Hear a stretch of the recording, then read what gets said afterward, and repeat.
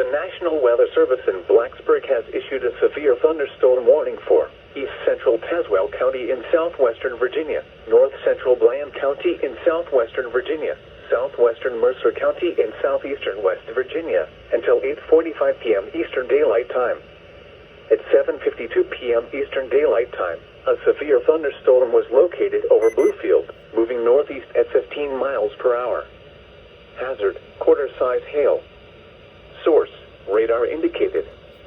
Impact, damage to vehicles is expected.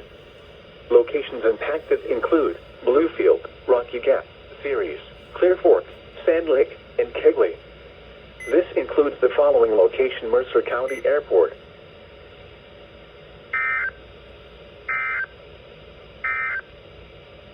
The current